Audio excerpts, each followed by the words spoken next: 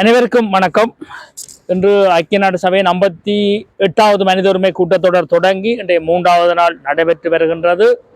உண்மையில பயங்கரமான குளிர், இங்கே பார்த்தீங்கன்னா தெரியும், குளிரோடையும் நேற்றைய தினம் காத்தும் மழையும், இன்றைக்கு மழை தூறிக்கொண்டிருக்கும். ஆனால் கடுமையான குளிருக்குள்ளேயும் இந்த நீதிக்கான போராட்டம், ஸ்ரீலங்கா அரசாங்கத்தினால் திட்டமிட்டு நடத்தப்பட்ட இந்த இனப்படுகொலை என்ற நீதியோடும் போராட்டம் கிட்டத்தட்ட இது 13 வருடம் 2013ஆம் ஆண்டு ஜனவரியில் மணிக்கவனம் மார்ச்சில் தொடங்கி இப்போ இன்றைக்கு 2025 மார்ச் இன்றைக்கு இதில் நிற்கிறோம். நாங்கள் பல கூட்டத்தொடர்கள் வருஷத்தில் 3 தடவை இங்கே ஐநா சபையின் மனித உரிமை கூட்டத்தொடர் நடைபெறும். ஒவ்வொரு கூட்டத்தொடர் நடைபெறும் போதும் இந்த இடத்துல நாங்கள்லாம் இந்த கதவு திறப்பதற்கு முதல் நாங்கள்லாம் இங்கே நிற்போம். நாங்கள் தமிழர் தரப்பில் நாங்கள் நிற்போம் என்று நான் நீதி கேட்டு வருகிறோம். இந்த உழைப்பு, இந்த 13 வருடம் நாங்கள் இதை கொண்டு வந்து சேர்த்ததுக்கு ஒரு குறிப்பிட்ட வர்த்தகர்களும் குறிப்பிட்ட மக்கள் இந்த உதவியோட தான் நாங்கள் இந்த இடத்துல நாங்கள் நிற்கின்றோம். உண்மையில அது 50 100 ஒவ்வொருத்தரும் தர்ற அந்த அன்பளிப்பை வச்சு கொண்டுதான் நாங்கள் இந்த இடத்துல இன்றைக்கு 13 வருஷம் என்னால் வருதுன்னா என்னுடைய உழைப்பு தனியே இல்லை. நானும் வருஷத்துல 3 தடவை வாரதுண்டா வேலையை விட்டு தான் நான் வரணும். இதால வேலையில இழந்த வரலாறும் இருக்குது. வேலையில இழந்து இருந்த வீடு வாடகை கட்டாமல் வீடுகள் ஏலத்துல போற நிலைமை எல்லாம் இருந்தது. அப்ப அவ்வளவு கஷ்டத்துக்குள்ளேயும் இது எங்கட மக்களுக்கு ஒரு நீதி கிடைக்க வேண்டும். அநியாயமாக எங்கட மக்கள் படுகொலை செய்யப்பட்டவர்கள், எங்கட நிலம் ஆக்கிரமிக்கப்பட்டிருக்கு. இன்று வரையும் தனி சிங்கள சட்டத்தை கொண்டு வர்றதுக்கு முயற்சி எடுக்கிறார்கள். ஒரு தனி பயங்கரவாத தடை சட்டம் என்கிற உரிமையை பேச முடியாது. ஒட்டுமொத்தமான சிங்கள தேசத்தை கொண்டு வர்றதுக்கு எங்கட வடக்கு கிழக்கு அனைத்தும் புத்தவிகாரங்களை கட்டி கொண்டு வருது. இன்றைக்கு வந்த இந்த அனுரகுமார திசாநாயக்க அரசு கூட அந்த வேலையை தான் செய்து இந்த வகையில இந்த இடத்துல நான் கண்டிப்பாக நிற்க வேண்டிய அவசியம் இருக்குது என்ற நிலையில நான் தொடர்ந்து எங்கட பயணம் தொடரும். இருந்தாலும் ஒரு வேதனைக்குரிய ஒரு விஷயத்தை நான் உங்களிடம் பதிவு செய்கின்றேன். ஏனென்றால் கடந்த வாரம் எல்லாம் பார்த்தீங்களாக இருந்தால் இந்த தமிழ்நாட்டில் வந்த பிரச்சனை ஒரு பிரச்சனையாக எங்கட விடுதலை போராட்டத்துக்கு ஒரு பெரும் பின்னடைவை தருவதோட தமிழ்நாட்டு பிரச்சனை இருந்தது. அந்த பிரச்சனையை தெளிவுபடுத்தும் நோக்கத்தோட நான் ஒரு பதிவுகள் நான் விட்டிருந்தேன். அதை தொடர்ந்து தமிழ்நாட்டு ஊடகங்கள் என்னோட பல நேர்காணல்கள் கண்டது. அந்த அடிப்படையில கூட நான் தெளிவுபடுத்தியேன். நாம் தமிழர் கட்சியை எந்த இடத்திலையும் நான் கலங்கப்படுத்தணுமோ இல்லை அவர்களை விழுத்து அடிக்கணுமோ என்ற எண்ணம் என்ற மனதில் இல்லை. எங்களை பொறுத்தளவில் தமிழ்நாட்டில் உள்ள அனைத்து கட்சிகளும் எங்களுக்கு ஆதரவாக வேணும், அனைவரும் வேணும். நாளைக்கு நாம் தமிழர் கட்சி இந்த தமிழ்நாட்டை ஆட்சி புரிஞ்சால் நாங்கள் அவையிட்டையும் எங்களுக்குரிய ஆதரவை கேட்போம் என்ற அடிப்படையில் சில விளக்கங்களை சொல்ல வேண்டிய நேரம் தேவைப்பட்டதால நான் அதை சொல்லியிருந்தேன். நீங்க பார்த்திருப்பீங்க. நீங்கள் திரு சீமான் அவர்கள் சொன்ன கருத்துக்கள் அது எங்கட ஈழ விடுதலை போராட்டத்தையும் தமிழீழ மக்களையும் பாதிப்பதாக இருந்து அது அறிவு சார்ந்தவர்கள் சிந்திக்கும் போது அறிவு உள்ளவர்களுக்கு அது விளங்கும். அதில் அவர் சொல்லி இருந்த தகவல் நீங்க பார்த்திருப்பீர்கள்.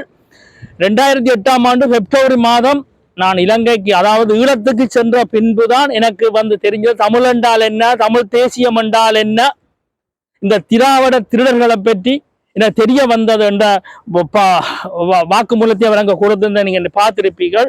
அது மட்டும் இல்ல, இன்னொரு விடயத்தை மேடையில சொல்லிதான், ராஜீவ் காந்தியை கொண்டோம் புதைச்சோம் நாங்கள் தான் என்று. அதுவும் எங்களுக்கு தமிழ்நாட்டு ரீதியில இந்தியா மட்டத்துல உலக அளவுல அதுவும் எங்களுக்கு ஒரு பாதிப்பு ஒன்று இருந்தது. ஏனென்றா தலைவற்ற படத்தை பின்னுக்கு வச்சு கொண்டு சொல்றதால தலைவர் சொன்னதுக்கு சமனாக மாறிவிடும். அது மட்டும் இல்ல, பிரபாகரன் துப்பாக்கியா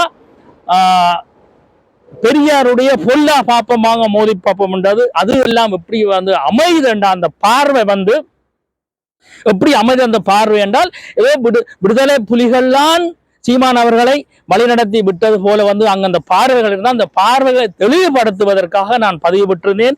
சீமானுடைய கருத்து அவருடைய சொந்த கருத்து, அது ஈழத்தமிழ் மக்கள் என்றையோ விடுதலை புலிகள் என்றையோ விடுதலை இயக்கத்தின் கருத்து இல்லை என்றதை தெளிவுபடுத்தி கொண்டும் அதோட கோரிக்கை அவையிட்ட நான் வச்சிருந்தேன். அந்த ஊடகங்கள்ல நாங்கள் தனி தமிழீழத்துக்காக போராடுறோம். இங்கேயும் பார்த்தீங்கன்னா உங்களுக்கு தெரியும், இதுல தனி தமிழீழத்துக்காகத்தான் நாங்கள் போராடி கொண்டிருக்கிறோம் என்றதை பிரான்ஸ் அரசு அங்கீகரிக்க கொள்ளி நாங்கள் இதுல வாசகம் எழுதித்தான் பிரான்ஸ் முழுமையாக நாங்கள் தெரிகிறோம். இந்த பதிவைத்தான் நான் அதிலையும் சொல்லியிருந்தேன். அதுக்கும் பல பேர் முகநூல்லையும் வாட்ஸ்அப்லையும் ஒரு தவறான பதிவுகளை போட்டிருந்தேன். எனக்கு அதை பற்றி கவலை இல்லை. ஒவ்வொருத்தரும் போட்டிருந்தார்கள், நீ திராவிடத்தின சொம்பு ஆரிய சொம்பு, எனக்கு இதை பற்றியும் கவலை இல்லை. நான் என்னுடைய பாதை தமிழீழம் என்ற அந்த ஒற்றை சொல்லு, அந்த ஒற்றை பாதைக்கு என்னுடைய தலைவர் தமிழீழ தேசிய தலைவர் பிரபாகரன் அவருடைய வழிநடத்தல் தான் என்னுடைய பயணம் தொடர்கின்றது. நாங்கள் தமிழீழத்தை நோக்கி போயிருக்கேன். இதுல வந்து யார் கல்லறிஞ்சாலும் என்ன செய்தாலும் பரவாயில்லை. ஆனா என்னுடைய இடம் வந்து பிரான்ஸ் தலைநகர் பாரிஸ்ல வில்னோஸ் என்ற பகுதியில் நான் வாழ்ந்து வருகிறேன் பிரான்ஸ்ல. அந்த பகுதியில் உள்ளவரும் வந்து எனக்கு ஒரு குரல் பதிவு இந்த குரூப்புக்கு போட்டிருந்தேன். என்னட்ட நீயும் பிச்சை எடுத்த நீ தானேடான்னு சொல்லி இந்த சீமாண்ட கோபத்தை வச்சு கொண்டு ஒரு சங்கத்தின் ஒரு உறுப்பினர் வந்து தமிழ் சங்க கூட்டமைப்பின் வில்னோஸ் சங்கத்தின் ஒரு உறுப்பினர் பதவி போட்டிருந்தேன். நீயும் என்னட்ட நீயும் பிச்சை எடுத்தேனால் உண்மையில வந்து உதவி செய்தவை எல்லாருக்கும் நன்றி. நீங்கள் ஒவ்வொருத்தரும் தார உதவி இந்த இனப்படுகொலை, இந்த மக்களின் கண்ணீரும், இந்த மக்களின் அழுகையும், இந்த மக்களின் துடிப்புகளையும், இந்த அவலங்களையும் கொண்டு வந்து இந்த பாரிய இந்த மண்டபத்துக்கு முன்னால வைப்பதற்காகத்தான் நீங்கள் தந்த ஒவ்வொரு ரூபாவும் இருந்ததே தவிர அது இதுக்குரிய செலவு. இந்த வாகனம் வரும்போது 50 யூரோ வேணும், ரோட்டு டேக்ஸ் 53 ரூபா உப்பா, போகும்போது 53 ரூபா. இப்ப டீசல் எல்லாம் விலை கூட, வரும்போது 150 ரூபா டீசல் வேணும், போகும்போது 150 ரூபா டீசல் வேணும். இப்படியான செலவுகளுக்கு தான் எங்களுக்கு இந்த நீங்க தர ஒவ்வொரு பண செலவுகளும் இருக்கும். மற்ற இங்கேயும் வந்து நான் ஹோட்டல்ல வந்து அப்படி வாழவில்லை. யாரோ ஒரு வீடு வழிய இந்த அகதிப்பொடிகள் இருக்கிற இடம் வழிய இருந்து கொண்டுதான் எங்களோட வாழ்க்கைகளை கால பானம் வாழைப்பழத்தோடு தான் எங்களோட பயணங்கள் போகின்றது. ஆனா நீங்கள் வந்து உனக்கு நான் பிச்சை போட்டேன் நான் சொல்றது எங்களுக்கு வேதனையாக உள்ளது. எங்களுக்கு பரவாயில்லை, ஏதோ நீங்கள் உதவி செய்திருக்கிறீங்க, அந்த உதவியை வச்சு நாங்கள் இங்க வந்திருக்கிறோம். ஆனால் பிச்சை என்று சொல்றது உண்மையில வந்து ஒரு எனக்கு அது அவமானமா படையலே. ஆனா இந்த செத்த சனத்துக்கு நீதி கேட்கத்தான், இந்த செத்த சனத்துக்கும் இப்ப இனி அங்க சாக போற சனத்துக்கும் அந்த மண்ணை இழந்து கொண்டிருக்கிற மக்களுக்காகவும் தான் இந்த இடத்துல நான் வந்தேன். உங்கள்கிட்ட கை நீட்டு நானே தவிர இந்த வீட்டு வாடகைக்கோ இல்லை என்னுடைய மனைவி பிள்ளைக்கு சாப்பாட்டு கொண்டு நான் உங்களோட ஒரு நான் கை கேட்டேன், யார்கிட்ட நான் கை நீட்ட போவதும் இல்லை. இந்த விடுதலை போராட்டத்தை எங்களுக்குரிய தனி தமிழீழம் என்பதை அடைகிறதுக்கு எங்கிட்ட இருக்கிற ஒரே ஆதாரம் இந்த இனப்படுகொலை மற்ற அங்க செய்கிற இன அழிப்புகள் இந்த ஸ்ரீலங்கா அரசாங்கம் செய்தது.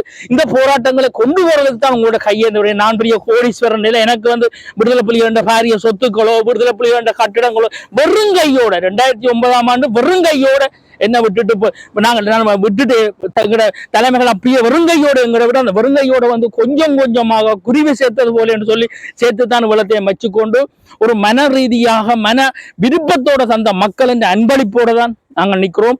எங்களுக்கு இதுவரை காலம் அன்பளிப்பு செய்த உங்கள் எல்லாருக்கும் நன்றி. மீண்டும் உங்களுடைய ஆதரவு எங்களுக்கு தேவை. இல்லை என்று சொன்னால் இன்றைக்கு சிங்கள தேசம் ஒவ்வொரு இடத்திலையும் புத்தவிகாரையை கட்டி கொண்டு வந்து அங்க சிங்கள குடியேற்றங்களை இருத்தி கொண்டு அப்படியே சிங்களமயப்படுத்தி ஒவ்வொரு நீங்க பாத்தீங்கன்னா உண்மையில தமிழர் தாயகத்துல முதல்ல வந்து என்ன இருக்கணும் என்றால் தமிழ்ல போட்டு இருக்கணும் யாழ்ப்பாணம். ஆனா அங்க சிங்களத்துல போட்டு இருக்கு, 2வது தான் தமிழ்ல இருக்கு.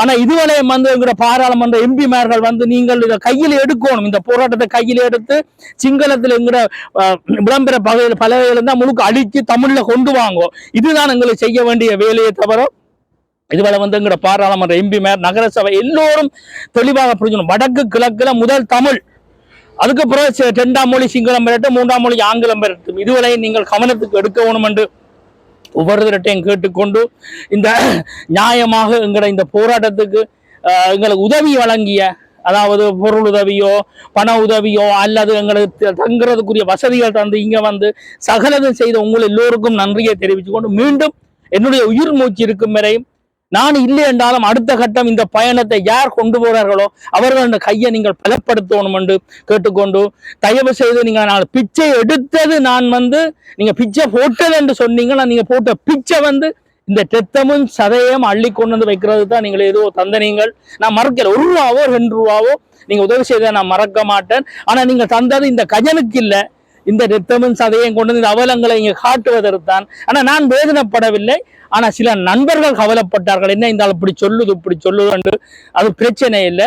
இருந்தாலும் மீண்டும் உங்கள் எல்லோருடைய நாங்கள் ஆதரவோட வருவோம். ஏன்னா இந்த இனப்படுகொலை என்பதை வந்து நாங்கள் உலக நாடுகள் எங்கும் கொண்டு போய் சேர்க்க வேண்டும். நான் மட்டுமில்லை, நீங்களும் உங்களால் முடிஞ்சளவு இதை கையில் எடுத்து கொண்டு போய் சேருங்க. கொண்டு இந்த 58வது மனித உரிமை கூட்டத்தோட இன்றைக்கு வந்து 26ஆம் தேதி இன்றைக்கு இந்த இடத்துல நிற்கிறோம். எனவே அவங்களோட ஆதரவு தேணும் என்று கேட்டுக்கொண்டு நீங்கள் யார் என்ன ஹாரி துப்பினாலும் நாங்கள் எள்ளளவும் நாங்கள் அசர மாட்டோம், எள்ளளவும் நாங்கள் அசைஞ்சு போக மாட்டோம், எள்ளளவும் மனமுடைஞ்சு போக மாட்டோம். எங்களை பொறுத்தளவில் எங்களோட பெருந்தலைவன் அந்த மண்ணில என்றைக்கு வீழ்ந்தானோ அன்றைக்கு நாங்களே வீழ்ந்துட்டோம். அன்றைக்கே நாங்கள் எங்கட எல்லாம் இழந்துட்டோம். எங்கட பெண் போராளிகளுக்கு ஆடைகளை கலைந்து, எங்கட போராளிகளுக்கு ஆடைகளை கலைந்து, இன்றைக்கு எங்கட போராளிகளை தெருவில் சிங்களம் போட்டு குதர்னானோ அண்டையோட நாங்கள் எங்கட மானம் கௌரவம் எல்லாம் போயிட்டது. இன்றைக்கு ஒரு நடமாடும் புணமாக தான் நான் இந்த இடத்துல நின்று கொண்டிருக்கிறோம். என்ன செய்வது? 2009 மே மாதம் 17ஆம் தேதி எங்களுடைய தலைவர் வீரச்சாவடையாம இருந்திருந்தால் இன்றைக்கு இந்த கேள்வி யாரும் கேட்கவும் மாட்டீங்கள். இன்றைக்கு நாங்கள் இந்த வேதனைப்பட வேண்டிய அவசியம் இல்லை. எல்லாத்தையும் அவர் பார்த்திருப்பார். இன்றைக்கு அவரை இழந்தோம். இன்றைக்கு நாங்கள் தெருவில் இன்றைக்கு போராட்டம் என்றால் என்ன, விடுதலை என்றால் என்ன, ஆயுதம் தூக்கி ஒரு நாள் போராடி ஒரு நாள் வங்கர்பட்டால் ஆட்கள் எல்லாம் இன்றைக்கு விடுதலை புலிகள் என்று சொல்லிக்கொண்டு ஒவ்வொரு தரம் இன்றைக்கு எங்களை காதி துப்புறதை நாங்கள் பார்த்து கொண்டிருக்கோம். இன்னும் எதுவாக இருந்தாலும் எங்களோட மண் விடுதலை அடைவதற்கு நாங்கள் தொடர்ந்து நாங்கள் போராடுவோம் என்று சொல்லிக்கொண்டு உங்களிடமிருந்து தற்காலிகமாக நான் விடைபெற்றுக் கொள்கிறேன். தமிழர் தாகம், தமிழீழ தாயகம். நன்றி, வணக்கம்.